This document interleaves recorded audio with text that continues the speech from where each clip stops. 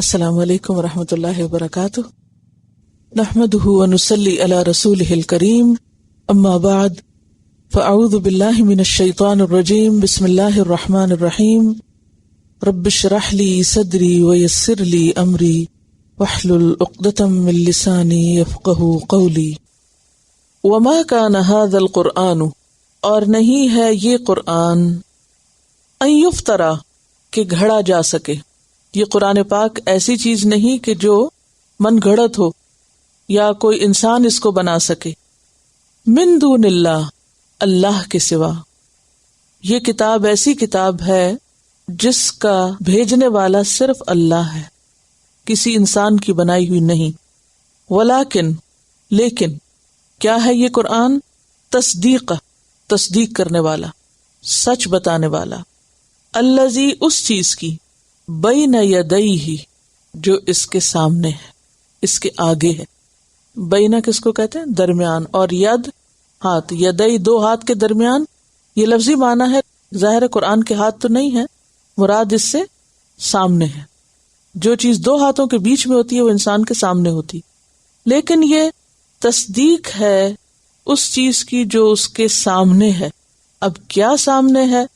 اس سے مراد ایک تو نبی صلی اللہ علیہ وسلم کی ذات لی گئی کہ یاسین والقرآن الحکیم انک لمن المرسلین۔ یاسین قسم ہے قرآن حکیم کی، یعنی قرآن حکیم گواہ ہے کہ آپ رسولوں میں سے ہیں، یقیناً آپ رسولوں میں سے ہیں۔ تو قرآن تصدیق کرتا ہے کس کی؟ پیغمبر کی، کہ واقعی وہ اللہ کی طرف سے آئے تھے۔ دوسرا معنی اس کا کیا گیا ہے قیامت، کہ قرآن اپنے سامنے یعنی آگے آنے والے دن قیامت کی تصدیق کرتا ہے۔ ایک اور اس کا معنی یہ کیا گیا ہے کہ اس سے پہلے جو کتابیں آئی تھیں ان کی تصدیق کرتا ہے۔ ایک اور معنی یہ بھی کیا گیا کہ اس کتاب میں جو پیشن گوئیاں ہیں ان کی تصدیق ہوئی۔ مثلا قرآن پاک میں رومیوں کے مغلوب ہونے کی بات ہے، اور پھر ان کے غالب آنے کی، سورۃ الروم میں غلبت الروم وَهُمْ مِنْ بَعْدِ غَلَبِهِمْ سَيَغْلِبُونَ۔ پھر اسی طرح نبی صلی اللہ علیہ وسلم کا حرم میں داخل ہونا عمرے کے لیے، جو صلح حدیبیہ کے موقع پر نہیں ہو سکے تھے لیکن آپ کو خواب آیا تھا، اور پھر آئندہ اللہ تعالیٰ نے وہ خواب پورا کیا کہ لَتَدْخُلُنَّ الْمَسْجِدَ الْحَرَامَ وَتَفْصِيلَ الْكِتَابِ، اور تفصیل ہے کتاب کی، یعنی قرآن تصدیق بھی ہے اور تفصیل بھی ہے۔ اور تفصیل کسی چیز کی تشریح کو کہتے ہیں۔ تفصیل کا لفظ فے صاد لام سے، فصل کا کیا معنی ہوتا ہے؟ الگ الگ کرنا، جدا کرنا، یعنی کھول کے رکھ دینا۔ یعنی کسی بھی چیز کو جب آپ کھولتے ہیں، کسی چیز کے پیچ کھول دیے، کسی چیز کو ڈسمینٹل کر دیا، تو وہ بھی کیا ہوتا ہے؟ الگ الگ کرنا، یعنی پھر اس کی اصل حقیقت سامنے آتی۔ تو تشریح بھی کیا ہوتی ہے؟ شرح کا مطلب ہوتا ہے چیرنا، پھاڑنا، تو تشریح بھی کھولنے کے معنوں میں۔ تو قرآن تفصیل ہے، تشریح ہے، اسی لیے جو تفسیر کی جاتی ہے، یہ قرآن کی جو وضاحت کی جاتی ہے، وہ بھی کیا کیا جاتا ہے کہ جو جڑے ہوئے لفظ ان کو الگ الگ کر کے بتایا جاتا ہے، لفظوں کے روٹ بتائے جاتے ہیں، پھر ان کا معنی بتایا جاتا ہے۔ تو یہ بھی کیا ہے؟ اصل میں تفصیل کی جا رہی ہوتی ہے۔ تو قرآن پاک تفصیل بیان کرتا ہے، کس کی؟ الکتاب کی۔ الکتاب کیا ہے؟ الکتاب ہے لوح محفوظ، یعنی لوح محفوظ میں اللہ تعالیٰ نے بندوں کی ہدایت کے لیے جو اصولی احکام لکھے ہیں، قرآن ان کی وضاحت کرتا ہے۔ یعنی تفصیل کل شیء جیسے آتا ہے سورۃ یوسف میں، یعنی اصولی تعلیمات جو ہیں ان کی وضاحت کرتا ہے۔ اور اصولی تعلیمات کیا کیا ہیں؟ مثلا عقائد سے متعلق چیزیں، عبادات سے متعلق، اخلاق سے متعلق، دیگر ادیان سے متعلق۔ لا ریب فیہ، نہیں کوئی شک اس میں، کس میں؟ اس کتاب میں، اس قرآن میں، اس بات میں کوئی شک نہیں کہ من رب العالمین، یہ رب العالمین کی طرف سے ہے، کسی بندے کی طرف سے نہیں، کسی انسان کی طرف سے نہیں۔ تو خلاصہ اس آیت کا یہ ہے کہ یہ کتاب، یہ قرآن ایسا نہیں کہ اللہ کے سوا کوئی اور اسے بنا سکے، کوئی اور ایسی کتاب لکھ سکے یا پیش کر سکے۔ جیسا کہ سورۃ یوسف آیت 111 میں آتا ہے کہ ما کان حدیثا یفترا، یہ ایسی بات نہیں جو گھڑی جا سکے، ولیکن تصدیق الذی بین یدیہ، وتفصیل کل شیء وہدی ورحمۃ لقوم یؤمنون، یہ کتاب ہدایت اور رحمت ہے اس قوم کے لیے جو ایمان رکھتی ہو۔ ہدایت کی بات پیچھے ہوئی، اور ہدایت کا انحصار کس پر ہے؟ کتاب پر۔ پیچھے بات ہوئی نا کہ قل هل من شرکائکم من یہدی الی الحق قل اللہ یہدی للحق، کہہ دیجئے کہ اللہ حق کی طرف ہدایت کرتا ہے۔ تو کیسے کرتا ہے؟ رسول بھیج کر، کتاب بھیج کر۔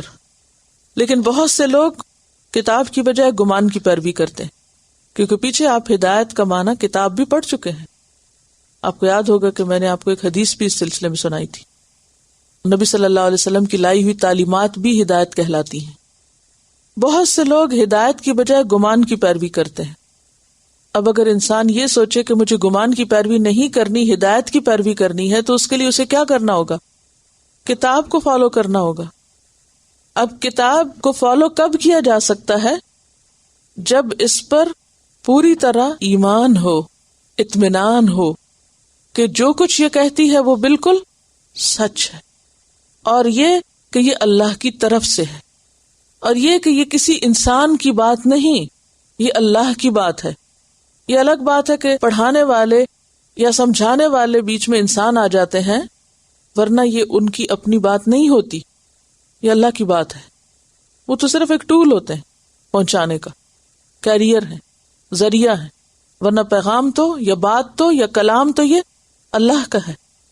تو جو شخص اس کی پیروی کرے وہ کیا سوچ کے کرے کہ یہ اللہ کی بات ہے، جس نے مجھے پیدا کیا اور مجھے جس کی طرف واپس جانا ہے اور جس کو اپنا حساب کتاب دینا ہے، یہ اس کی بات ہے۔ لہذا یہاں پر اس بات کو واضح کر دیا گیا کہ یہ قرآن ایسی کتاب نہیں کہ اللہ کے سوا اسے کوئی اور بنا سکے، یہ اس کی کتاب ہے۔ اور وہ کون ہے جس نے پوری کائنات کو پیدا کیا؟ جس نے تم کو پیدا کیا، وہ ہے جو پوری کائنات کی رہنمائی کر رہا ہے۔ ربنا الذی اعطی کل شیء خلقہ ثم ہدی، ہمارا رب وہ ہے جس نے ہر چیز کو اس کی ساخت دی اور پھر اس کو رہنمائی بھی دی، جس نے ستاروں کو راستہ دکھایا، بادلوں کو راستہ دکھایا، ہواؤں کو ڈائریکشن بتائی، سورج کو اپنا کام بتایا، زمین کو قائم رہنا سکھایا، اسی نے انسان کو بنایا اور اسی نے انسان کی رہنمائی کے لیے یہ کتاب بھیجی۔ یہ کوئی معمولی چیز نہیں۔ جیسے کائنات اللہ کی بنائی ہوئی ہے، اسی طرح کلام بھی اس کا بھیجا ہوا ہے۔ انسانوں کی ہدایت اور رہنمائی کا کام اللہ تعالیٰ نے انسانوں کے ہاتھ نہیں چھوڑ دیا، خود رہنمائی کی۔ لہذا جو شخص صحیح راستہ چاہتا ہو اس کے لیے لازم ہے کہ وہ اس کتاب کی پیروی کرے جو سراسر حق ہے، سچ ہے، کیونکہ جتنا یہ زیادہ یقین ہوگا نا ہمارا کہ یہ سچ ہے، اتنا ہی زیادہ ہم اس پر عمل کر سکیں گے اور اس کے مطابق خود کو ڈھال سکیں گے، تبدیل کر سکیں گے۔ اور اسی کے بارے میں فرمایا وَبِالْحَقِّ أَنزَلْنَاهُ وَبِالْحَقِّ نَزَلَ، حق کے ساتھ ہم نے اس کو اتارا ہے اور حق لے کے یہ اترا ہے۔ سورۃ بنی اسرائیل آیت 105۔ اور یہ کسی شیطان کا کلام نہیں ہے۔ سورۃ الشعراء 2:10 اور 11 میں آتا ہے وَمَا تَنَزَّلَتْ بِهِ الشَّيَاطِينُ وَمَا يَنبَغِي لَهُمْ وَمَا يَسْتَطِيعُونَ، کہ اس کو شیاطین لے کے نہیں اترے اور ان کے لیے یہ ممکن ہی نہیں کہ وہ ایسا کر سکیں، وہ اس کی استطاعت ہی نہیں رکھتے۔ یہ تو اللہ کا کلام ہے، کون لے کے آیا؟ جبریل علیہ السلام۔ کس پر اتری ہے؟ محمد صلی اللہ علیہ وسلم پر۔ یہ حق کے ساتھ آئی ہے اور حق لے کر آئی ہے۔ لہذا جو گمان کی بجائے حق کی پیروی کرنا چاہتا ہو اس کو اسی کو مضبوط پکڑنا ہوگا۔ پھر اس کے بعد مزید فرمایا ام یقولون افتراہ، اس کے باوجود وہ کہتے ہیں کہ اس نے اس کو گھڑ لیا۔ وہ کون؟ پیغمبر، کہ پیغمبر نے اس کو گھڑ لیا ہے۔ قل فأتوا بسورۃ مثلہ، کہہ دیجئے پھر لے آؤ ایک سورت اس جیسی۔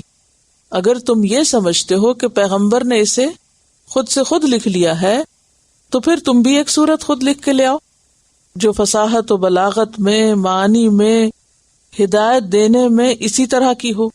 وَدْعُوا، اور بلا لو، من استطعتم، جس کی تم استطاعت رکھتے ہو، جس کو بھی بلا سکتے ہو، من دون اللہ، اللہ کے سوا، ان کنتم صادقین، اگر تم سچے ہو۔ کس بات میں سچے ہو؟ کہ یہ کتاب پیغمبر کی خود گھڑی ہوئی ہے۔ اگر تمہارا دعویٰ سچا ہے تو پھر تم بھی بنا لو ایسی کتاب، ایسی سورت لکھ لاؤ ایک. سورت البقرہ میں بھی آپ پڑھ چکے ہیں. وَإِن كُنتُمْ فِي رَيْبٍ مِّمَّا نَزَّلْنَا عَلَىٰ عَبْدِنَا فَأْتُوا بِسُورَةٍ مِّن مِّثْلِهِ وَادْعُوا شُهَدَاءَكُم مِّن دُونِ اللَّهِ إِن كُنتُمْ صَادِقِينَ. البقرہ 23. سورت ہود میں بھی یہ مضمون آیا ہے. ام یقولون افتراہ قل فأتوا بعشر سور مثلہ مفتریات. یا وہ کہتے ہیں کہ پیغمبر نے اس کو خود گھڑ لیا ہے، کہہ دیجئے اس جیسی 10 صورتیں لے آؤ. پورا قرآن نہیں، صرف 10 صورتیں لے آؤ. مفتریات جو گھڑی ہوئی ہوں، کسی انسان کی لکھی ہوئی ہوں. سورت الطور آیت 34 میں آتا ہے فَلْيَأْتُوا بِحَدِيثٍ مِّثْلِهِ إِن كَانُوا صَادِقِينَ. اگر وہ سچے ہیں تو اس جیسی کوئی بات لے آئیں، کوئی ایک بات اس جیسی بنا کے لائیں. سورۃ الاسراء آیت 88 میں فرمایا قُلْ لَئِنِ اجْتَمَعَتِ الْإِنسُ وَالْجِنُّ عَلَىٰ أَن يَأْتُوا بِمِثْلِ هَٰذَا الْقُرْآنِ لَا يَأْتُونَ بِمِثْلِهِ وَلَوْ كَانَ بَعْضُهُمْ لِبَعْضٍ ظَهِيرًا. کیا معنی ہے اس کا؟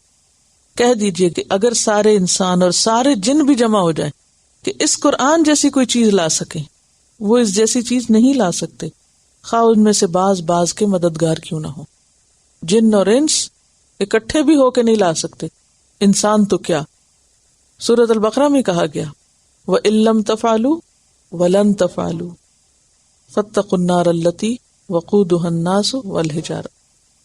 اس میں کہا گیا وَادْعُوا شُهَدَاءَكُم مِّن دُونِ اللَّهِ إِن كُنتُمْ صَادِقِينَ. گواہ بلاؤ. فَإِن لَّمْ تَفْعَلُوا وَلَن تَفْعَلُوا. نہ کر سکو تو کر سکو گے بھی نہیں، کبھی نہیں کر سکو گے، ہو ہی نہیں سکتا. لیکن آپ نے دیکھا ہوگا کہ بہت سے لوگ اس بات کے دعوے کرتے ہیں اور بعض اوقات قرآن کے نام پر یا قرآن کے مقابلے پر یا قرآن کی نقل میں کچھ چیزوں کو بطور قرآن پیش کرتے ہیں. کبھی سنا ہے فرقان کے نام سے اور نیو قرآن، اور پھر اس پر مسلمان اس قدر پریشان ہو جاتے ہیں بیچارے کہ وہ قرآن کا مقابلہ ہو گیا اور وہ تو قرآن کو خدا نخواستہ جھوٹا کر دیا. آپ دیکھیے کہ اگر مثلاً میں کہوں یہ میں نے قرآن لکھا ہوا ہے اور یہ بھی قرآن ہے، تو اس بات کی کیا حقیقت ہوگی؟ کچھ بھی لکھ کے، کوئی بھی لکھ کے اگر یہ کہنا شروع کر دے کہ یہ بھی قرآن ہے، اس کا نام قرآن ہے، تو کیا یہ قرآن ہو جائے گا؟ نہیں ہوگا. بس اس بات کی اتنی سی حقیقت ہے جس میں بے وجہ پریشان ہوتے، اور ایک ای میل فارورڈ کرتا ہے دوسرے کو، دوسرا چوتھے کو، اور پتہ نہیں ایک طوفان مچایا ہوا، اور جیسے دنیا میں کام کوئی نہیں. جس کی کتاب ہے وہ خود اس کی حفاظت کرے گا. تو کچھ بھی لکھ کے اگر آپ اس کو نام فرقان دے دیں، قرآن دے دیں، کچھ دے دیں آپ کے دینے سے کیا وہ چیز قرآن بن جائے گی؟ کیا اس کو کسی علم کی دنیا میں سامنے لا کے رکھ کے دیکھا نہیں جائے گا کہ اس کی علمی ویلیو کیا ہے؟ اب دیکھیے کہ ہر شخص شاعر بننے کی کوشش کرتا ہے اور الٹے سیدھے کچھ جملے لکھ کے نظم بنا ہی لیتا ہے. کیا ہر ایسا شخص جو ایسی کوشش کرے وہ شاعر کا مقام پا لیتا ہے؟ اس کو شاعر تسلیم کر لیا جاتا ہے؟ نہیں. کہنے کا کیا ہے؟ کہنے کو تو بہت کچھ کہا جاتا ہے. صرف کہنے سے اگر بہت کچھ ہو جاتا تو پھر تو مشکل ہی کوئی نہیں تھی. اس میں آپ دیکھیں کہ بعض لوگ یہ کہتے ہیں کہ نہیں، ہم وارن کر رہے ہیں سب کو کہ دیکھو اب غلط چیز کو قرآن کہا جا رہا ہے اور اپنے بچوں کو بچا کے رکھنا، کہیں اس کو وہ قرآن نہ سمجھ لیں. تو بات یہ کہ خالی وارن کرنے سے تو معاملہ نہیں درست ہوگا کہ بچے کسی غلط چیز میں نہ جا پڑے. ان کو پہلے اصل دکھانی پڑے گی. اگر آپ چاہتے ہیں کہ وہ نقل کو اصل نہ سمجھ لیں تو آپ ان کو پہلے اصل کی پہچان کراتے. اگر آپ اپنے بچوں کو اصل قرآن پڑھا لیں تو قرآن کے نام سے کچھ بھی عام ہو وہ اس کی طرف نظر اٹھا کے بھی نہیں دیکھیں گے. جس نے اصل چیز کا لطف اٹھا لیا ہو، اصل چیز کا مزہ چکھ لیا ہو، وہ کسی نقلی جعلی چیز پہ راضی ہو سکتا ہے؟ یہ جو بیکار سے ڈرنک ہوتے ہیں جن کی کوئی نیوٹریشنل ویلیو نہیں، جس نے اس کی اصل پی ہو وہ جعلی کو نہیں پہچان سکتا. پہچان جاتا ہے نا فوراً، ذائقہ فرق ہے، یہ اصل نہیں ہے. تو بات یہ ہے کہ اصل مشکل یہ نہیں ہے، ہم جس طرح مشکلات کا حل تلاش کر رہے ہیں وہ حل نہیں ہے کہ صرف ایک طوفان کھڑا کر دیں اور ہر ایک کو کہیں یہ جھوٹ ہے، یہ جھوٹ ہے، یہ جھوٹ ہے. بھی سچ بتاؤ. جاء الحق وزهق الباطل. جب حق آئے گا تو باطل چلا جائے گا. اور اسی طرح ہر معاملے میں کہ جب ہم پریشان ہوتے ہیں کہ یہ چیز نہ اثر انداز ہو جائے، وہ نہ ہو جائے. اب دیکھیے کہ جو شخص خود کمزور ہو ہر چیز اسی پہ اثر انداز ہوتی، جو خود اسٹرانگ ہو تو باقی چیزیں اس پہ اثر انداز نہیں ہوتی. اب مثلاً آپ دیکھیے کہ موسم بدلتا ہے، سخت سردی ہو گئی، تو اب آپ کیا کرتے ہیں؟ سردی بدل سکتے ہیں؟ بدلیں سردی، اٹھائیں ساری سنو، تبدیل کریں. ویدر نہیں چینج ہوگا تو پھر کیا کرنا ہوگا؟ آپ کو کپڑے پہننے ہوں گے، آپ کو چینج ہونا ہوگا، ایڈجسٹ کرنا پڑے گا. اسی طرح جب گرمی ہو جاتی ہے، آپ باہر کو نہیں بدل سکتے، اپنے گھر کے ٹیمپریچر کو تبدیل کر دیتے ہیں آپ کہ اب اتنا نہیں، اتنا ہو جانا چاہیے. اسی طرح اپنے بچوں کی تربیت کے لیے بھی یا اپنے لیے بھی اس بات سے ڈرنے کی بجائے کہ باہر کا ماحول بہت خراب ہے، ضرورت کس چیز کی، کرنے کا کام کیا ہے، اپنے آپ کو درست کریں، اپنی اصلاح کریں، اپنی فکر کریں. لا یضرکم من ضل اذا اہتدیتم، کوئی تمہیں نقصان نہیں دے گا اگر وہ بھٹک بھی جائے، اگر تم خود ہدایت پر. ہم میں سے اکثر لوگ باہر سے اندھیروں سے لڑتے رہتے ہیں، بھی خود چراغ جلاؤ، اپنی طرف نہیں توجہ کرتے، اپنے حصے کے کرنے کا کام نہیں کرتے. اکثر وہ لوگ جو ماحول کی شکایت کرتے رہتے ہیں، شکایتی رویے. کچھ لوگوں کی عادت ہوتی ہے ہر چیز سے شکایت ہوتی ہے، دنیا میں کوئی چیز ان کی مرضی کے مطابق، وہ اپنا بھی جینا دوبھر کیے ہوتے، دوسروں کو بھی کرتے ہیں ساتھ. اس کی شکایت، اس کی شکایت، اس کی شکایت، اس کی شکایت، ہر وقت شاکی. اور قصور ان کا اپنا ہوتا ہے، انہیں ہر ایک میں خامی اور عیب نظر آ رہا ہوتا ہے، دراصل انہیں اپنی اصلاح کی ضرورت ہوتی ہے. لیکن ہم جہاں سے آغاز کرنا چاہیے وہاں سے آغاز نہیں کرتے. تو بات یہ ہے کہ ہدایت کے معاملے میں بھی باہر کے ماحول، غلط افکار، نظریات، ہر دور میں گمراہیاں پھیلی رہی ہیں، اندھیرے ہر دور میں رہے ہیں، لیکن ہر دور میں ان سے بچنے کی صورت کیا ہے؟ خود کو بچانا اور خود کو روشنی دکھانا اور خود روشنی کے چراغ جلانا. تو اگر کوئی شخص واقعی اپنا انجام اچھا چاہتا ہے تو پھر اس کے لیے ضروری ہے کہ وہ اس کتاب ہدایت کا حق ادا کرے. بل کذبوا، بلکہ انہوں نے جھٹلا دیا، یعنی اس کتاب کو، بما لم یحیطوا بعلمہ، بوجہ اس کے جو نہیں انہوں نے احاطہ کیا اس کے علم کا. احاطہ کس کو کہتے ہیں؟ گھیرنا، یعنی پوری طرح کسی چیز کو سمجھنا. بعلمہ، اس کا علم، اس کس کا؟ قرآن کا. قرآن کے علم کا احاطہ نہ کرنے کی وجہ سے، بے یہاں بمانا بوجہ، قرآن میں غور و فکر نہ کرنے کی وجہ سے، مکمل آگہی حاصل نہ کرنے کی وجہ سے انہوں نے اس کو جھٹلا دیا. بل کا لفظ کس کے لیے ہوتا ہے؟ پچھلی بات کو جھٹلانے کے لیے، ما قبل کے ابطال کے لیے، پیچھے بھی گزر چکا ہے. یعنی اصل مشکل یہ ہے، بلکہ بات یہ ہے، ان کے بھٹکنے کی بنیادی وجہ یہ ہے، یا ان کی تکذیب کی بنیادی وجہ یہ ہے کہ انہوں نے قرآن کو سمجھا ہی نہیں، جانا ہی نہیں، پہچانا ہی نہیں. ولما، اور نہیں، لما یا حرف نہیں کے معنی میں، یأتہم، آیا ان کے پاس، تأویلہ، اس کا انجام، اس کس کا؟ قرآن کا. یعنی قرآن جس انجام کی خبر دے رہا ہے یہ مراد ہے، یعنی وہ انجام جس کی خبر یہ قرآن دے رہا ہے وہ ان کے سامنے آیا ہی نہیں. کس انجام کی خبر دے رہا ہے قرآن؟ برے کام کے برے نتیجے کی. وہ چونکہ ابھی ان کے سامنے نہیں آیا تو اس لیے انہوں نے بہت جلدی کی ہے قرآن کو جھٹلانے میں، نہ ماننے میں. تأویل کا لفظ حمزہ واو لام سے، اول، اپنی اصل کی طرف رجوع کرنا. اول اسی سے نا، پہلا، اوریجن، کسی چیز کو اس کی اصل کی طرف لوٹانا تأویل کہلاتا ہے، جو اس سے بلحاظ علم مقصود ہوتی. جس سورۃ آل عمران میں آپ پڑھ چکے نا، وما یعلم تأویلہ الا اللہ. متشابہات کی تأویل یعنی اصل معنی، اول معنی، پہلا پرائمری میننگ اللہ کے سوا کوئی نہیں جانتا. کذالک، اسی طرح، یعنی اس تکذیب کی طرح، یعنی جیسے اہل مکہ نے جھٹلایا اس قرآن کو بغیر سوچے سمجھے، بغیر پڑھے، بغیر جانے، بغیر اس کی بتائی ہوئی خبروں کا انجام دیکھے، انہوں نے بھی جھٹلایا تھا من قبلہم، جو ان سے پہلے تھے. وہ کون؟ قوم عاد، سمود وغیرہ. انہوں نے کس کو جھٹلایا؟ اپنے رسولوں کو، ان کی لائی ہوئی کتابوں کو، پیغامات کو. فانظر، تو دیکھو، کیا، کیفا، کس طرح، کانا ہوا، عاقبت، انجام، الظالمین، ظالموں کا. دیکھو تو صحیح کہ پھر ظالموں کا انجام کیا ہوا. یعنی اے اہل مکہ، یہ تمہاری تکذیب یا جھٹلانا یا نہ ماننا کوئی پہلی بار نہیں ہوا. پہلی قومیں بھی یہی کچھ کرتی رہیں. لیکن دیکھو پھر ان کا انجام کیا ہوا. کیا انجام ہوا؟ سورۃ العنکبوت کی ایک آیت میں پوری بات کو سمیٹ لیا گیا، اور یہی قرآن کا معجزہ ہے. اگر آپ میں سے کوئی بتانے لگے پچھلی قوموں کا انجام تو شاید اس کو 1 گھنٹہ لگے ساری کہانی بتانے میں.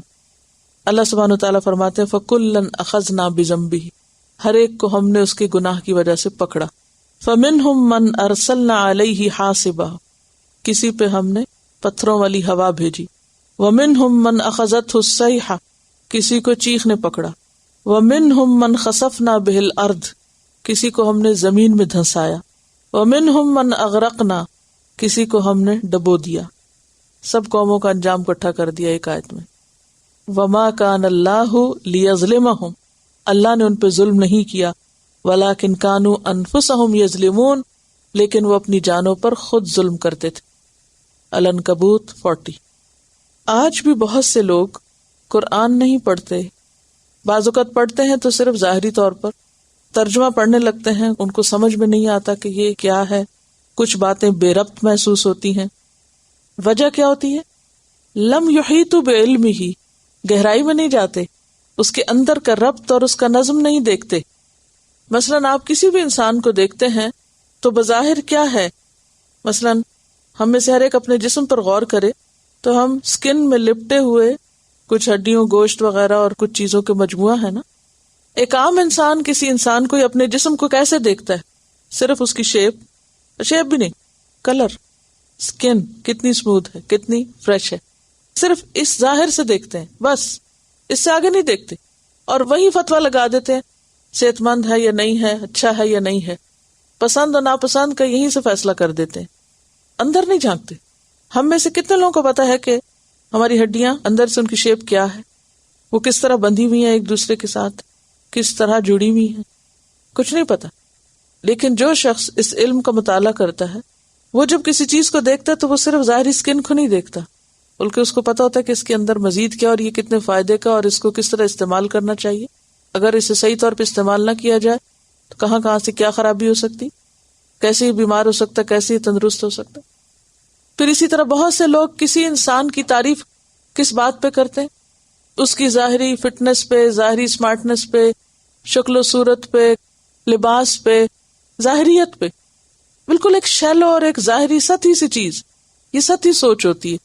اور کچھ لوگ کسی انسان کو اس کے ظاہر کے رنگ سے نہیں دیکھتے، وہ کالا ہے یا گورا ہے یا وہ سمارٹ ہے یا کیسا ہے. وہ کیا دیکھتے ہیں؟ اس کے اندر کیا ہے، اس کا اخلاق کیا ہے، اس کی عادات کیا ہے، اس کی سوچ کیا ہے، وہ کتنا میچور ہے. یہ بالکل 2 مختلف کرائیٹیریا ہیں، 2 لیولز ہیں نا. ایک دیکھنے والا صرف ظاہر دیکھتا ہے، یہ اکثریت میجورٹی کا دیکھنا یہی دیکھنا ہوتا ہے. اور ایک دیکھنے والا اس کے اندر دیکھتا ہے. اب جو صرف ظاہر دیکھتا ہے نا وہ بعض اوقات دھوکا کھا جاتا ہے، اور جو گہرائی سے دیکھتا ہے، اندر تک دیکھتا ہے، وہ اصل میں دیکھتا ہے. اسی لیے بصر اور بصارت میں فرق ہے نا، کسی چیز کی ظاہریت اور اس کی اصلیت میں فرق ہوتا ہے. بہت سے لوگ قرآن کے صرف ظاہریت کو دیکھتے ہیں اور جب ان کو سمجھ کچھ نہیں آتا تو رکھ دیتے ہیں. وہ کہتے ہیں اس میں تو کوئی فائدے کی چیز ہی نہیں، ہماری تو سمجھ میں نہیں آتا. اور کچھ لوگ اس کو غور و فکر کے ساتھ دیکھتے ہیں. افلا یتدبرون القرآن لو کان من عند غیر اللہ لوجدوا فیہ اختلافا کثیرا. اگر یہ قرآن اللہ کے علاوہ کسی اور کی طرف سے ہوتا تو اس میں بہت سا اختلاف ہوتا. لیکن اختلاف کے بغیر، اختلاف سے خالی کس کو نظر آتا ہے؟ جو اس میں تدبر کرتا ہے، غور و فکر کرتا ہے، وہ اصل چیز کو پہنچتا ہے. اہل مکہ نے انکار میں جلدی کی، علمی احاطہ کیے بغیر، بات سمجھے بغیر. اور یہ بھی بہت سے لوگوں کی ویکنس ہوتی ہے، وہ دوسرے کی بات پوری نہیں سنتے. اور خاص طور پر ہماری جو ایشین کمیونٹی ہے ان کی عادت کیا ہوتی ہے کہ دوسرے کی بات پوری سنے بغیر، یعنی سوال کرنے والے نے پورا سوال کیا نہیں، ابھی پوری بات نہیں کی، وہ کیا کرتے ہیں؟ آدھی سن کے، آدھی گمان سے کام لے کے ساتھ ہی جواب شروع کر دیتے. سننے کے عادی نہیں ہوتے، سنانے کے زیادہ ہوتے. یہ بھی ٹریننگ کی کمی ہے نا، تربیت کی کمی ہے، میچورٹی کی کمی. تو یہاں پر آپ دیکھیے کہ اہل مکہ کی اسی مشکل کا ذکر کیا جا رہا ہے کہ انہوں نے پیغمبر کی بات سنی، نہ سوچی نہ سمجھی، نہ علمی احاطہ کیا، نہ اس کی گہرائی میں گئے، نہ اس کا انجام اور اس کی تعویل دیکھی، نہ اس کی اصل پہچانی، اور کہا نہیں یہ تو خود ہی گھڑ لائیں اور یہ شاعر ہیں اور یہ مجنون ہیں اور یہ ایسے اور ویسے ہیں، ہم نہیں مانتے ان کو. اور یہ مشکل بہت سے لوگوں کو ہوتی ہے. اصل میں کسی بھی چیز کا علمی احاطہ جو ہے وہ ایک صبر طلب کام ہوتا ہے، پیشنس اور ایک صبر اور ایک وقت چاہتا ہے کہ آپ کسی چیز کو غور سے دیکھیں اور کسی چیز کے اندر جائیں، تحقیق کریں. مشکل کام ہوتا ہے اور بہت سے لوگ اس مشکل میں پڑنا نہیں چاہتے. وہ کہتے بس جلدی فیصلہ کر دیں، بے صبرا پن ہے. تو بہت سے لوگوں نے جھٹلانے میں جلدی کی. بل کذبوا بما لم یحیطوا بعلمہ، جانے بغیر کہ یہ اللہ کا کلام ہے بس سنی سنائی بات آگے کر دی. فرمایا کہ اسی طرح پہلے لوگوں نے بھی جھٹلایا، انہوں نے پیغمبر کی لائی ہوئی بات کو توجہ کے قابل ہی نہیں سمجھا. اور یہ آپ دیکھیے کہ ہم لوگ بھی جو مانتے ہیں، قرآن پر ایمان لاتے ہیں، ہمارا ایمان بھی کیسا ہے؟ روایتی ہے نا. ہمارے بڑے مانتے تھے، ہم بھی مانتے ہیں، سمجھ کے تھوڑی مانا ہے، بس مان لیا کیونکہ وہ کہتے تھے یہ قرآن اللہ کا. ہم نے کہا اللہ کا ہے، اللہ کی کتاب ہے، ٹھیک ہے. اس یقین کے ساتھ نہیں لیا. اور یہی وجہ ہے کہ کچھ باتیں پھر اس کی مان لیتے ہیں اور کچھ نظر انداز کر دیتے ہیں. جو یہ جان لے کہ یہ اللہ کا کلام ہے، یہ ہو نہیں سکتا کہ پھر وہ اس کی ایک بات بھی چھوڑنے کو تیار ہو. صحابہ کرام کا ایمان اصل میں یہی ایمان تھا. کذالک، اسی طرح کذب الذین من قبلہم، پچھلی قوموں کا بھی حال یہی ہوا. اور پھر آپ دیکھیے انسانوں کی عادات کتنی ملتی جلتی ہوتی ہیں. جو پچھلی قوموں نے کیا وہ اس دور میں ہوا اور وہ بعد کے دور میں بھی ہو رہا ہے. فانظر کیف کان عاقبۃ الظالمین. آج بھی آپ دیکھیں کہ خود مسلمان گھرانوں کے اندر سے بہت سے بچے ایسے ہیں کہ جو یونیورسٹی کی تعلیم کے لیے تو 40 سال بھی لگا دیں گے، ایک کے بعد ایک ریسرچ کرتے ہوئے اور دنیا کا علم حاصل کرتے ہوئے، اور جب پڑھ لکھ جائیں گے تو سنی سنائی باتوں پر قرآن پر اعتراض شروع کر دیں گے کہ ہماری سمجھ میں نہیں آتا کہ یہ بات قرآن میں یہ ایسے کیوں کہی گئی ہے اور یہ بات ویسے کیوں ہے. کوئی ان سے پوچھے کہ جتنا وقت تم نے دنیا کی تعلیم کو دیا ہے، کیا اس کا 10واں 20واں حصہ بھی تم نے اس علم کو دیا ہے؟ اور اگر نہیں دیا تو اعتراض کرنے کا حق کس نے دیا تمہیں؟ تم پہلے سمجھنے کی کوشش کرو، نہ کہ بغیر سمجھے سطحی باتوں پر اعتراض شروع کر دو.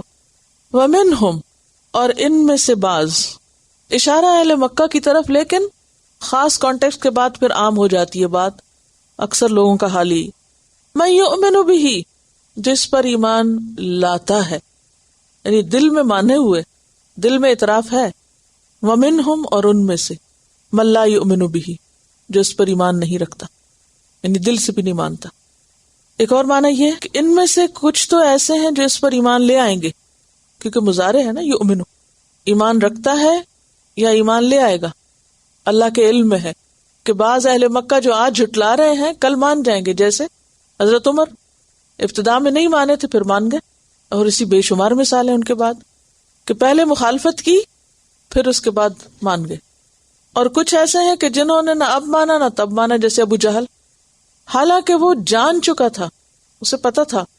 جب اس سے کسی نے پوچھا نا کہ تمہارا اس کے بارے میں کیا خیال ہے، تو انہوں نے کہا کہ جو وہ کہتا ہے بالکل صحیح کہتا ہے، سچ کہتا ہے، لیکن اگر ہم اس کی بات مان لیں تو پہلے ہی قریش نے سارے عہدے اکٹھے کر رکھے ہیں، نبوت بھی ان میں چلی جائے، پھر ہمارے پاس کیا رہے.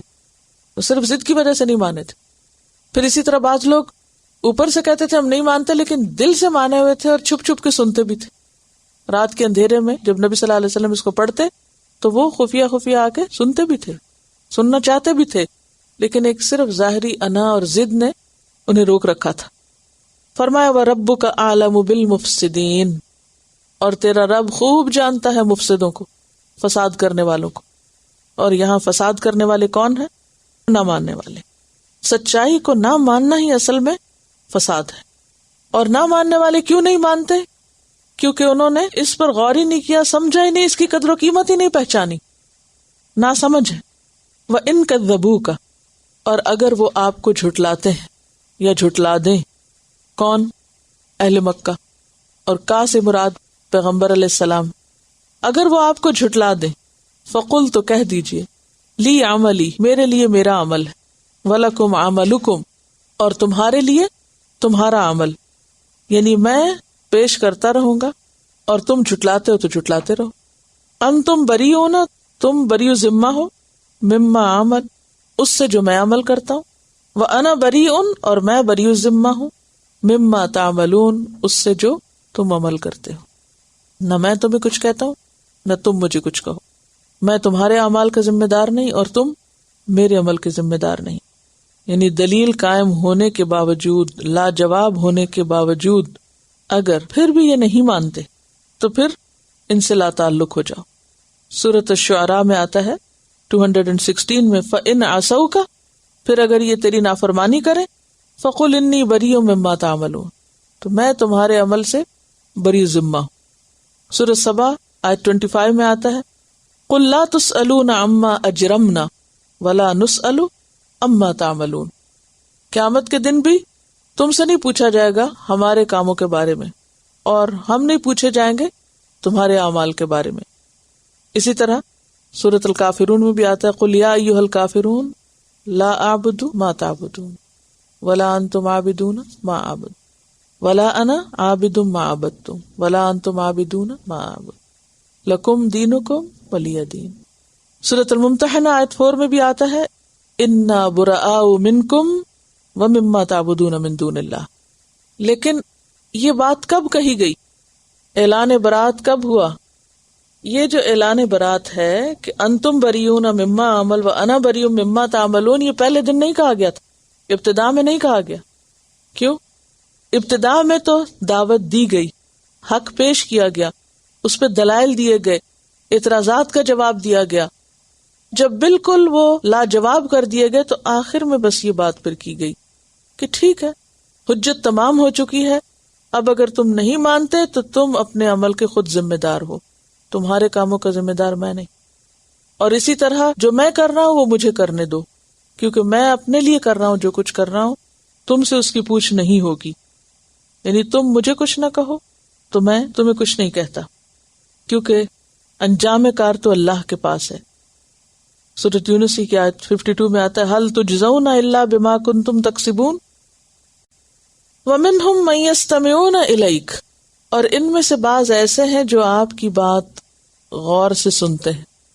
استماع، سمع اور استماع میں فرق ہوتا ہے. استماع کا معنی ہوتا ہے کوئی بات یا آواز سننے میں کوشش سے کام لینا. سمع بغیر کوشش کے سننا، یعنی ویسے ہی سننا عام لفظ سے سننے کے لیے، لیکن استماع کا کیا معنی ہوتا ہے؟ کوشش سے سننا، غور کر کے سننا. یعنی جب آپ قرآن پڑھتے ہیں تو ان میں سے بعض ایسے ہیں جو آپ کی بات کوشش سے سنتے ہیں لیکن دراصل پریٹینڈ کر رہے ہوتے ہیں. وہ ظاہر ایسا کرتے ہیں کہ وہ بڑے غور سے سن رہے ہیں، حالانکہ وہ سن نہیں رہے ہوتے. افا انت تسمع الصم، کیا پھر تم سناؤ گے بہروں کو؟ ولو کانوا لا یعقلون، اگرچہ وہ عقل نہ رکھتے ہوں. سم اسم کی جمع ہے، بہرے جو سنتے نہ ہو، اور یہاں مراد ہے جو سن کر کچھ نہ سمجھے. اس سے کیا پتہ چلتا ہے؟ سننے کا اصل معنی کیا ہے؟ سمجھ کر سننا.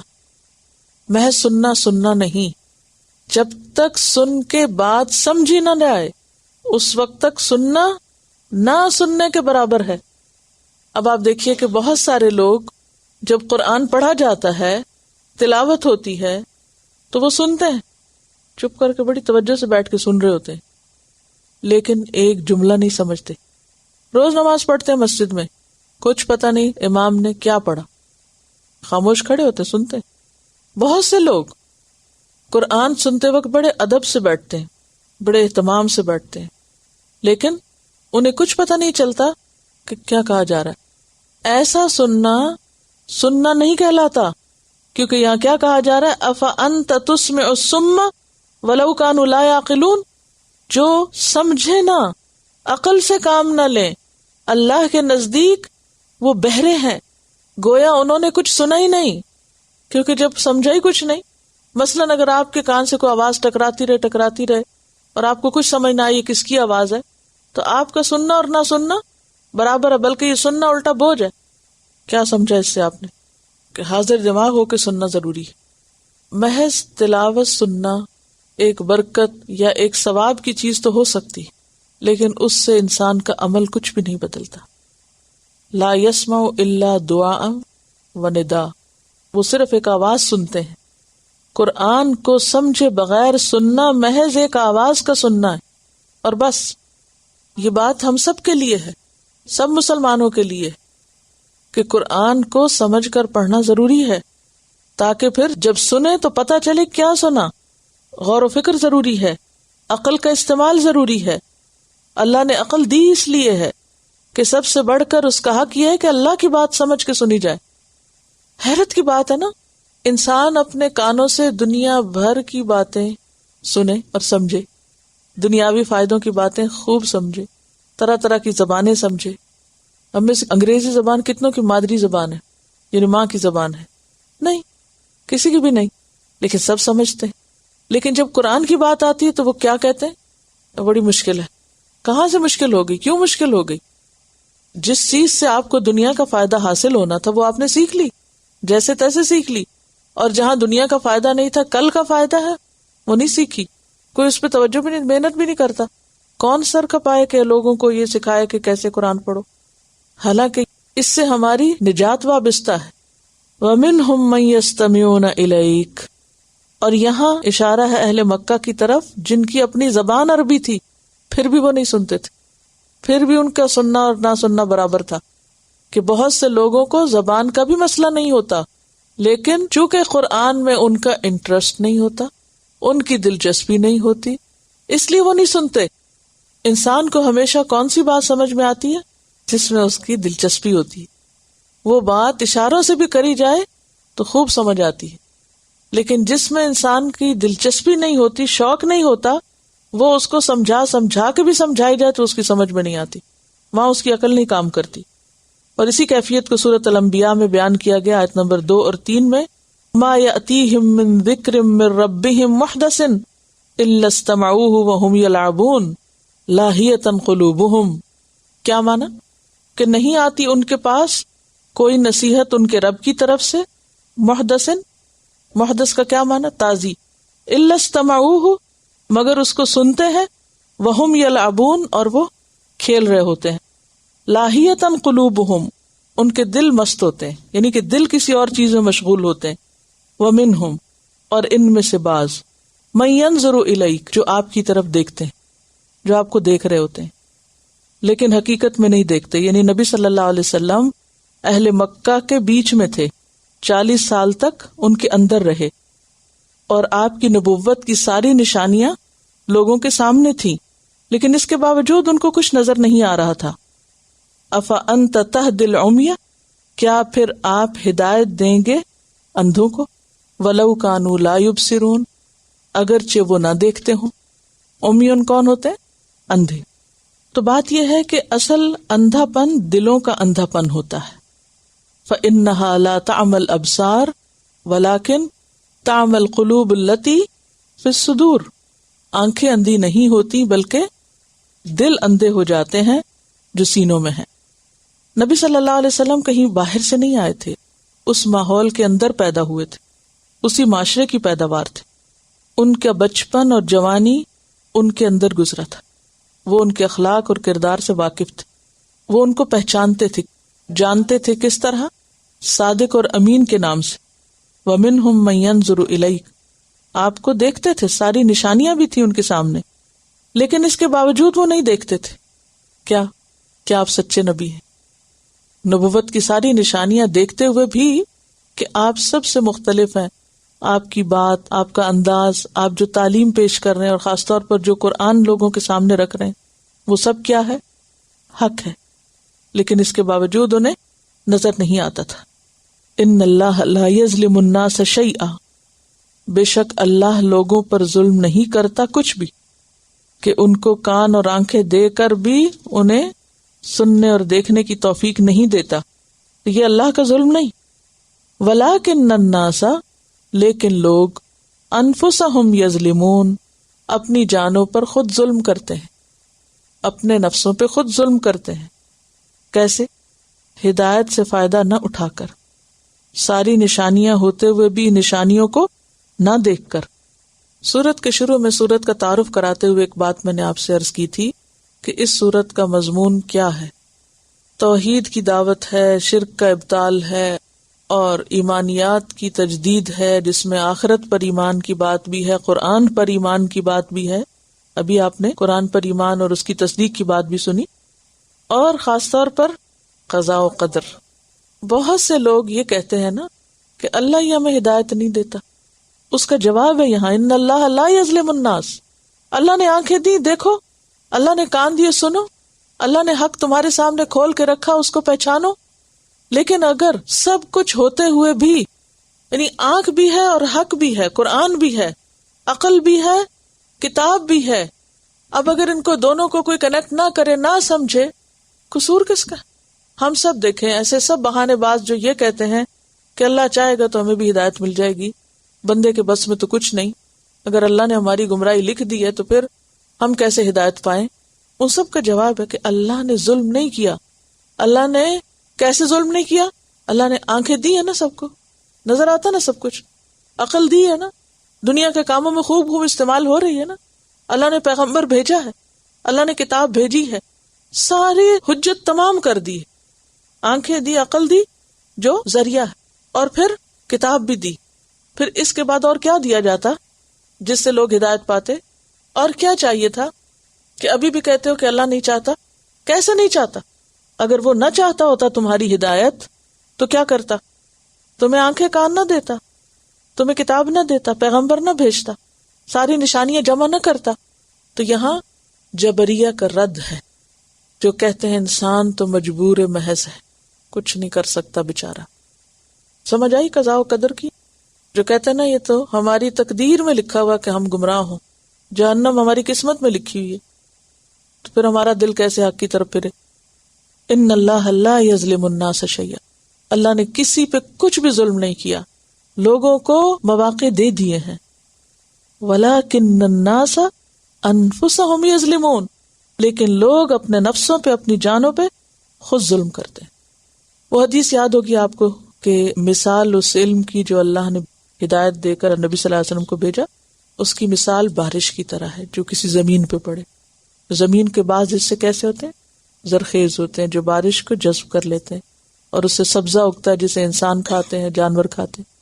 بعض حصے زمین کے سخت ہوتے ہیں لیکن پانی روک لیتے ہیں، اور بعض حصے نہ جذب کرتے ہیں نہ روکتے ہیں. جیسا ان پہ پڑتا ہے وہ سب دھل کے صاف ہو جاتا ہے، چٹیل کے چٹیل پتھر ہیں. اسی طرح کچھ لوگ قرآن پڑھتے ہیں، اللہ کا کلام سنتے ہیں، تو ان کے اندر راسخ ہوتا جاتا ہے، وہ خود بھی بدلتے ہیں اور دوسروں کو بھی بدل دیتے ہیں. کچھ ایسے ہیں جو خود تو نہیں کچھ سیکھتے، اوروں کو سکھا دیتے ہیں، پانی روک کے اوروں کو پلا دیتے ہیں ہر راہ گزرتے کو. وہ پتھر اندر سے ویسے ہی خشک ہے، اندر کچھ نہیں اترا. اور کچھ ایسے ہیں کہ جو نہ خود لیتے ہیں نہ کسی کو دیتے ہیں، سب کچھ ضائع ہو جاتا ہے. ایسے میں اگر کوئی تیسری قسم میں ہے جس کو کسی بات کا اثر نہیں، تو ایسا نہیں کہ اللہ نے اس کے لیے نہیں یہ ہدایت بھیجی تھی، قصور اس کا اپنا ہے. آگے آپ پڑھیں گے کہ جو زمین بیکار ہوتی ہے اس سے سوائے جھاڑ جھنکار کے کچھ نہیں اگتا. لیکن ہم خود نہیں بدلنا چاہتے، قرآن کو بدلنا چاہتے ہیں. وَيَوْمَ يَحْشُرُهُمْ. اور جس دن وہ ان سب کو اکٹھا کرے گا. یحشرہم کا روٹ کیا؟ حشر. حشر کس کو کہتے ہیں؟ اطراف سے ایک مقام پر اکٹھا کرنا، ایک موقف پر اکٹھا کرنا. یعنی قیامت کے دن حشر کے میدان میں جب وہ ان سب کو ایک جگہ اکٹھا کرے گا تو اس وقت لوگ کیا کہیں گے؟ کَأَلَّمْ يَلْبَثُوا. گویا کہ وہ نہیں ٹھہرے، إِلَّا سَاعَةً. مگر ایک گھڑی. کہاں نہیں ٹھہرے؟ دنیا میں، یا بعض کے خیال میں قبر میں، قبر کی زندگی. من النہاری. دن میں سے، دن کی ایک گھڑی، اور گھڑی سب سے چھوٹا حصہ وقت کا، یعنی لمحے بھر. قیامت کے دن حشر کے میدان میں لوگوں کو ایسے خوف کا سامنا ہوگا کہ ان کی یاداشت اور ان کے احساسات بالکل بدل جائیں گے. اور وہ کیا کہیں گے؟ وہ دنیا کی زندگی وہ تو بس ایک گھڑی کی بات تھی. ایسے لگتا ہے کہ گھڑی کے لیے جھپکے تھے ہم وہاں اور وہاں سے واپس آ گئے. یا پھر یہ کہ قبر کی زندگی، جیسے کوئی سو رہا نا تو اس سے پوچھے کیا ٹائم ہوا، اس کو نہیں پتا ہوگا، وہ صرف اندازے سے بات کرے گا. تو اسی طرح جو لوگ قبر میں موجود ہیں انہیں نہیں پتا کہ کتنا وقت گزر چکا ہے. یعنی انسان مرنے کے بعد اسپیس اور ٹائم کی لمٹ سے باہر ہو جاتا ہے، اس کو کچھ اندازہ نہیں ہوتا. تو اسی طرح قیامت کے دن حشر کے میدان میں لوگ کہیں گے الا ساعۃ من النہار، اور اٹھتے ہی یتعارفون بینہم، آپس میں ایک دوسرے کو پہچان لیں گے. ایسا نہیں لوگوں کو پہچان نہ ہو، وہاں ہمیں پتہ چلے گا کہ ہماری ماں کون ہے اور باپ کون ہے اور بھائی کہاں ہے اور بہن کون ہے، سب شکلوں سے پہچانے جائیں گے، لیکن کسی کے کام کوئی نہیں آئے گا. اور یہ زیادہ تکلیف دہ بات ہے نا کہ آپ تکلیف میں ہیں اور آپ کا بھائی، آپ کی ماں یا باپ یا جو بھی رشتہ دار یا عزیز یا دوست جو دنیا میں آپ کے بہت کام آتے تھے وہ سامنے کھڑے ہیں، وہ اچھے حال میں، آپ ان سے مدد چاہتے ہیں اور وہ کوئی مدد نہیں کر سکتے، کیونکہ لا یسأل حمیم حمیما، کوئی دلی دوست کسی کو نہیں پوچھے گا. یبصرونہم، وہ ایک دوسرے کو دکھائے جائیں گے، دیکھیں گے ایک دوسرے کو، لیکن کوئی نہیں پوچھے گا. قد خسر الذین کذبوا بلقاء اللہ، وہاں اعلان کر دیا جائے گا کہ یقیناً خسارہ پا گئے وہ لوگ جنہوں نے اللہ کی ملاقات کو جھٹلایا، جنہوں نے آج کی اس دن کی ملاقات کو جھٹلایا. وما کانوا مہتدین، اور وہ ہدایت پانے والے نہ تھے. سورۃ الاعراف میں بھی آپ پڑھ چکے ہیں، سورۃ الانعام میں بھی یہ مضمون گزر چکا ہے. قد خسر الذین کذبوا بلقاء اللہ حتی اذا جاءتهم الساعة بغتة قالوا یا حسرتنا علی ما فرطنا فیہا. الانعام 31.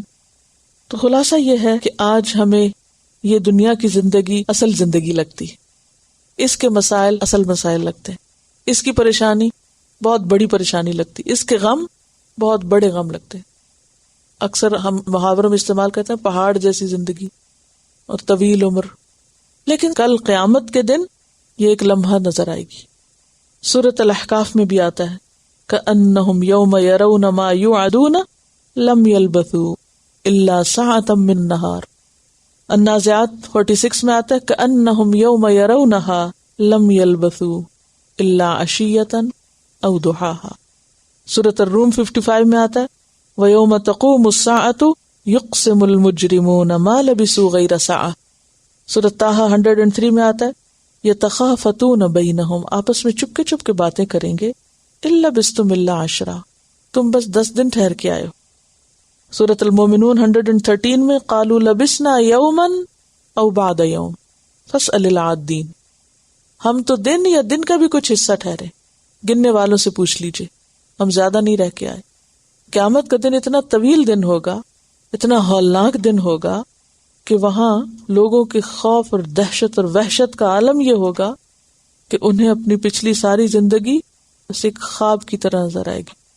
جیسے خواب ہوتا ہے نا تو ایک گھڑی بھر کے لیے جیسے کوئی چیز فلیش ہوتی ہے اور ختم ہو جاتی ہے، تو ایسے ہی دنیا کی زندگی بھی بس تھوڑی دیر کی بات تھی. اور اگر ہم غور کریں، اپنی پچھلی زندگی کا جائزہ لیں، اب تک جو کچھ ہم جیے ہیں تو وہ کیا ہے.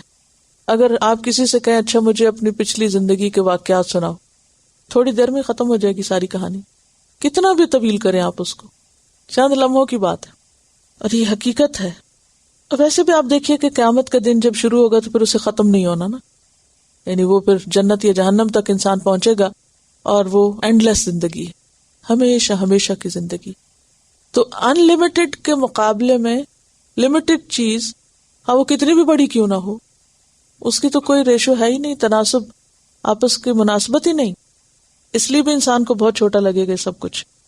لیکن سوچنے کی بات یہ کہ آج ہم اس زندگی کے لیے کیا کر رہے ہیں اور اس کے لیے کیا کر رہے ہیں، اس کی کتنی فکر کرتے اور اس کی کتنی فکر کر رہے ہیں. ہمیں سے ہر ایک کے غور کرنے کی بات یہ ہے، اس کا غم کتنا اور اس کا کتنا ہے، اس کی فکر کتنی، اس کی کتنی، اس کی تیاری کتنی، اس کی کتنی. ہمیں سے ہر ایک سوچے. وَإِمَّا نُرِيَنَّكَ بَعْدَ الَّذِي نَعِدُهُمْ، اور اگر ہم دکھا دیں تجھ کو بعض وہ چیز جس کا ہم ان سے وعدہ کر رہے ہیں یا ان کو دھمکی دے رہے ہیں، او نَتَوَفَّيَنَّكَ، یا ہم آپ کو فوت کر لیں. اور ان کو کس چیز کی دھمکی دے رہے ہیں؟ عذاب کی، پکڑ کی.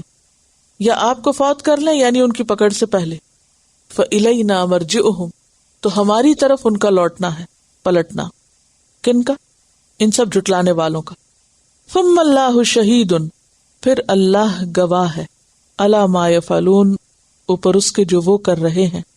شہید بمعنی شاہد بھی ہے یعنی گواہ، اور شہادت کا ایک معنی فیصلہ اور حکم کا بھی ہوتا ہے، فیصلہ کرنے والا. تو یہاں دوسرے معنوں میں آئے گا کہ پھر قیامت کے دن جو کچھ لوگ کر رہے ہیں اس کا اللہ فیصلہ کرے گا اور اس کے مطابق ان کو جزا یا سزا دے گا، یعنی خوب ان کی خبر لے گا۔ یہ بات کیوں کہی گئی؟ اس کے پیچھے کیا مقصد ہے؟ بات یہ تھی کہ آپ صلی اللہ علیہ وسلم نے جب پیغام پہنچایا تو بہت سے لوگ نہیں مانے۔ آپ ان کو ڈراتے تھے کیونکہ نذیر تھے، بشیر تھے، آپ انہیں خبردار کرتے کہ دیکھو ایک دن ایسا آنے والا ہے جب ایسا اور ایسا انجام ہوگا، یا اگر تم نہیں مانو گے تو پچھلی قوموں کے واقعات سنا کے خبردار کرتے۔ تو وہ کیا کہتے؟ پھر جلدی سے ہمارے اوپر سزا لے آؤ اگر تم سچے ہو۔ تو کہا گیا کہ خواہ ہم وہ سزا لے آئیں آپ کے ہوتے ہوئے آپ کی زندگی میں، جیسے کہ جنگ بدر میں ہوئی بھی، یا پھر ان کی سزا سے پہلے آپ کو دنیا سے لے جائیں، دونوں صورتوں میں انہیں اللہ کے پاس تو واپس آنا ہی ہے، اور پھر جو کچھ یہ کر رہے ہیں اس کی انہیں سزا یا جزا مل کے رہے گی، کیونکہ یہ اللہ کا طریقہ رہا ہے کہ ہر قوم کے پاس ایک رسول آیا، اور جب لوگوں نے نہ مانا تو اللہ تعالیٰ نے دنیا میں بھی ان کا فیصلہ کر دیا، اور قیامت کے دن بھی حق کے ساتھ فیصلہ ہوگا۔ وَلِكُلِّ أُمَّةٍ رَسُولٌ، اور ہر امت کے لیے کوئی نہ کوئی رسول ہے، جیسے سورۃ النحل میں آتا ہے وَلَقَدْ بَعَثْنَا فِي كُلِّ أُمَّةٍ رَسُولًا، سورۃ فاطر میں آتا ہے وَإِن مِّنْ أُمَّةٍ إِلَّا خَلَا فِيهَا نَذِيرٌ، سورۃ الرعد میں آتا ہے وَلِكُلِّ قَوْمٍ هَادٍ، ہر قوم کے لیے اللہ نے کوئی نہ کوئی ہادی بھیجا، رسول بھیجا۔ کس لیے بھیجا؟ تاکہ وہ ان کو ہدایت کا پیغام دے، اللہ کا پیغام پہنچانے کے لیے۔ رسول کون ہوتا ہے؟ اسلام کا پیغام دینے والا۔ اب سوال یہ پیدا ہوتا ہے کہ قرآن میں تو صرف چند قوموں کا ذکر آتا ہے، باقی کہاں ہے؟ چائنیز کا کون سا پیغمبر تھا، یا رشینز کا کون سا تھا، یا اور قوموں کا کون سا تھا؟ تو بات یہ ہے کہ قرآن یہ کہتا ہے کہ ہر امت کے پاس رسول آیا، اور ہر امت کا رسول انہی کی زبان میں آیا۔ چونکہ قرآن آخری کتاب ہے اور محمد صلی اللہ علیہ وسلم پر نازل ہوئی، تو زیادہ تر جن قوموں کے واقعات سنائے گئے وہ مکہ کے قریب قریب یا اس علاقے کے قریب قریب کے لوگ تھے۔ افریقن پیغمبرز کا ذکر نہیں ہے، اسی طرح ایشینز کا نہیں ہے، یعنی کہ فار ایسٹ کی طرف کے پیغمبروں کا ذکر نہیں ہے، یورپینز کا ذکر نہیں ہے۔ تو اس کا یہ مطلب نہیں کہ یہاں پیغمبر آئے نہیں ہوں گے، آئے ہوں گے، لیکن اہل عرب ان علاقوں سے واقف نہ تھے اور نہ ہی ان کی تاریخ جانتے تھے، لہذا پہلے درجے پر جس قوم کے پاس کتاب آ رہی تھی ان کو انہی مثالوں سے سمجھایا گیا جو ان کے لیے جانی پہچانی تھی۔ تو اس لیے قرآن پاک میں تقریباً 25 پیغمبروں کا ذکر آتا ہے، اور یہ بات بھی آتی ہے کہ وَمِنْهُمْ مَنْ نَقْصُصُ عَلَيْكَ وَمِنْهُمْ مَنْ لَمْ نَقْصُصْ عَلَيْكَ، بعض کا ہم نے آپ پر ذکر کیا اور بعض کا ذکر کیا ہی نہیں، لیکن آیا ہر امت میں رسول ہے۔ فَإِذَا جَاءَ رَسُولُهُمْ، جب آ گیا ان کا رسول اور لوگوں نے نہیں مانا، قُضِيَ بَيْنَهُمْ، تو ان کے درمیان فیصلہ چکا دیا گیا، بالقسط، انصاف کے ساتھ، یعنی قومیں تباہ ہو گئی۔ اور یہی سین قیامت کے دن ہوگا، کیا کہ لوگوں کا جب فیصلہ ہوگا تو اس وقت ان کا پیغمبر سامنے موجود ہوگا، گواہیاں ہوں گی نا، پیچھے آپ پڑھ نہیں چکے وَكَذَلِكَ جَعَلْنَاكُمْ أُمَّةً وَسَطًا لِتَكُونُوا شُهَدَاءَ عَلَى النَّاسِ، اور رسول کو ہم پر گواہ بنایا جائے گا، اور اسی طرح امت مسلمہ کو پچھلی اقوام پہ بھی گواہ بنایا جائے گا۔ سورۃ الزمر میں یہ بات بہت وضاحت کے ساتھ ملتی ہے۔ وَأَشْرَقَتِ الْأَرْضُ بِنُورِ رَبِّهَا، یہ سین ہے قیامت کے دن کا، کیسے زمین چمک اٹھے گی۔ وَأَشْرَقَتِ الْأَرْضُ بِنُورِ رَبِّهَا وَوُضِعَ الْكِتَابُ وَجِيءَ بِالنَّبِيِّينَ، کتاب رکھ دی جائے گی، سارے انبیاء آ جائیں گے، والشہداء، اور شہداء بھی آئیں گے، وَقُضِيَ بَيْنَهُمْ بِالْحَقِّ، اور حق کے ساتھ فیصلہ ہوگا، جیسے یہاں کہا گیا نا قُضِيَ بَيْنَهُمْ بِالْقِسْطِ وَهُمْ لَا يُظْلَمُونَ، اور ان پہ ظلم نہ ہوگا، وہ ظلم نہ کیے جائیں گے۔ وَوُفِّيَتْ كُلُّ نَفْسٍ مَا عَمِلَتْ، اور پورا پورا دیا جائے گا ہر شخص کو جو اس نے کیا ہوگا، وَهُوَ أَعْلَمُ بِمَا يَفْعَلُونَ، اور وہ خوب جانتا ہے جو کچھ کے لوگ کرتے ہیں۔ اور یہاں پر کیا فرمایا؟ قُضِيَ بَيْنَهُمْ بِالْقِسْطِ وَهُمْ لَا يُظْلَمُونَ، اللہ کا فیصلہ انصاف کا فیصلہ ہوگا اور لوگوں پہ ظلم نہ کیا جائے گا کہ بغیر جرم کے کسی کو دھر لیا جائے یا پکڑ لیا جائے۔ اس آیت سے پھر کیا پتہ چل رہا ہے کہ اللہ تعالیٰ کسی پہ جبر نہیں کرتا۔ پیغمبر آتے ہیں، لوگوں کے پاس چوائس ہوتی، مانے یا نہ مانے، جو مان لیتے ہیں وہ بچا لیے جاتے ہیں اور جو نہیں مانتے وہ دھر لیے جاتے ہیں. اور یہ ظلم کے ساتھ نہیں ہوتا بلکہ بالقسط، انصاف کے ساتھ ہوتا ہے. اب دیکھیے کہ ہر امت کا فیصلہ اس کے پیغمبر کے سامنے ہوگا، یعنی وہاں سب حجتیں گواہیاں تمام ہوگی. اسی لیے وہ علامہ اقبال نے ایک شعر کہا تھا نا کہ قیامت کے دن جب یا رب میرا حساب ہو تو میرے اعمال آپ کی نگاہوں سے پنہا رکھے جائیں کہ میری وجہ سے میرے رسول شرمندہ نہ ہو. وَيَقُولُونَ مَتَى هَذَا الْوَعْدُ إِن كُنتُمْ صَادِقِينَ، اور وہ کہتے ہیں کب آئے گا یہ وعدہ، کب پورا ہوگا یہ وعدہ، یہ دھمکی یعنی عذاب کا وعدہ، یا قیامت کب آئے گی جس سے تم ہمیں ڈراتے رہتے ہو. ان کنتم صادقین، اگر تم سچے ہو. کس بات میں سچے ہو؟ اپنی بات میں. قل لا املک لنفسی ضرا ولا نفعا، کہہ دیجئے نہیں ہوں میں مالک اپنی ذات کے لیے کسی نقصان اور نفع کا، الا ما شاء اللہ، مگر جو اللہ چاہے وہ ہوتا ہے. یعنی عذاب میری مرضی سے نہیں آئے گا، قیامت میں نہیں لا سکتا، یہ اللہ ہی کی مرضی سے ہوگا جو ہوگا. لکل امت اجل، اور یہ فوراً بھی نہیں آئے گا کیونکہ ہر امت کا ایک مقرر وقت ہے. اجل کس کو کہتے ہیں؟ مقرر وقت، معین مدت، یعنی ہر امت کی موت کا جو وقت ہے وہ اسے پورا کرے گی. یہ ایسے ہی ہے جیسے کوئی انسان غلط کام کرتا ہے تو فوراً نہیں اس کی پکڑ ہو جاتی، اس کو جو زندگی ملی ہے وہ پوری کرتا ہے، چاہے کوئی اچھے کام کرے یا برے کرے، جو جس کی قسمت میں اس کی عمر لکھی ہوئی ہے وہ تو اس کو پوری کرنی ہے.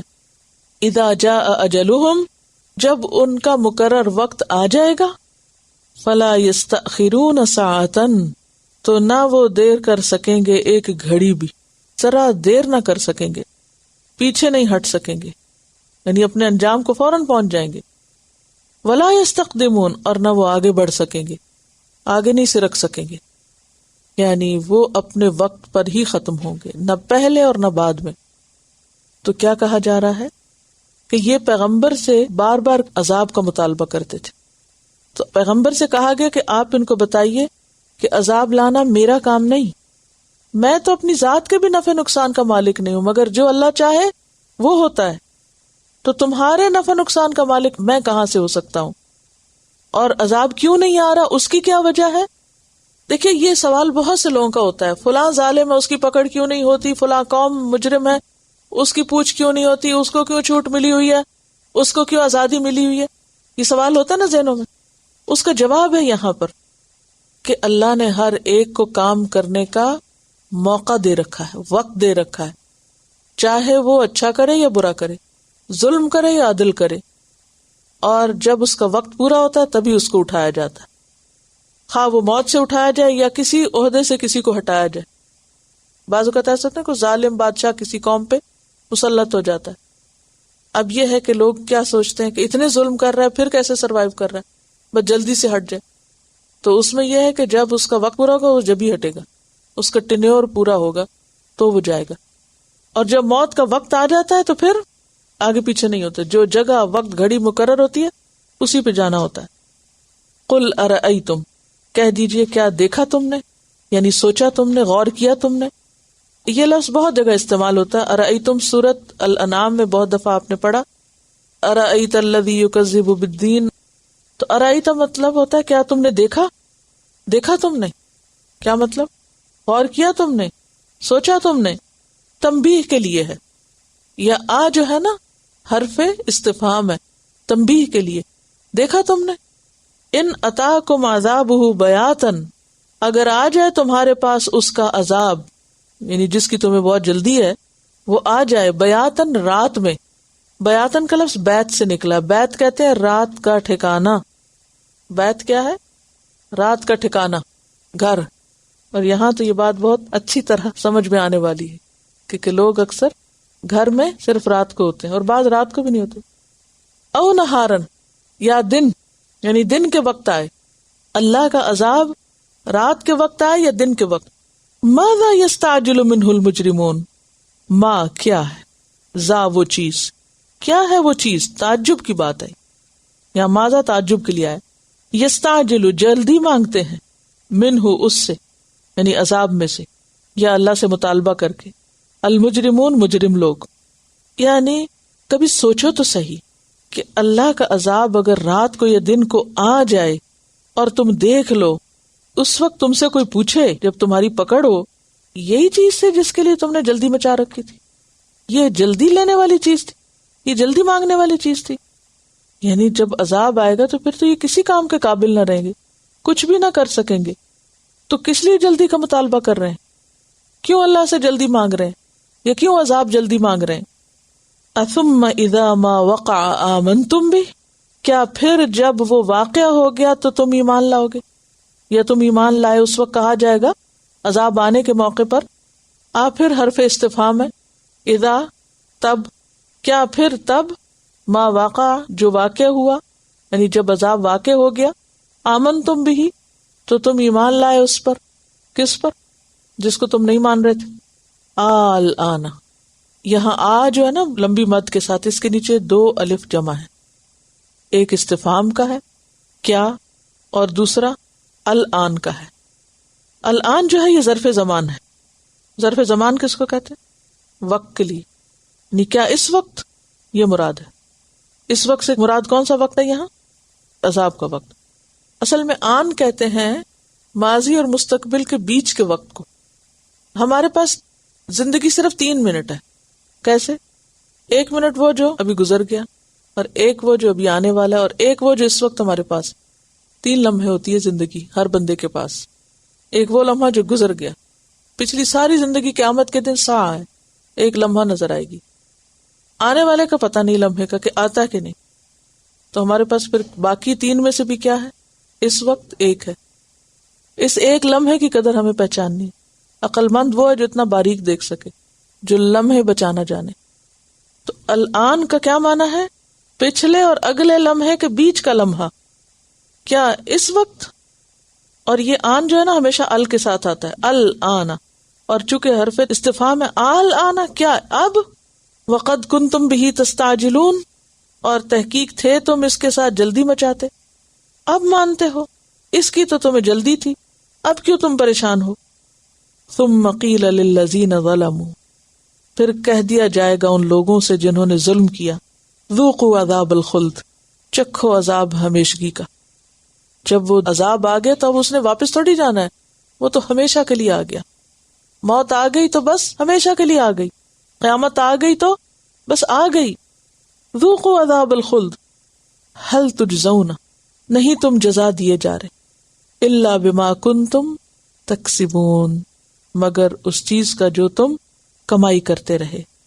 تم اپنی کمائی کی بدولت یہاں پہنچے ہو، تو کیا کسی کو بدلہ دیا جا سکتا ہے سوائے اس کے کہ جو وہ کر رہا ہو؟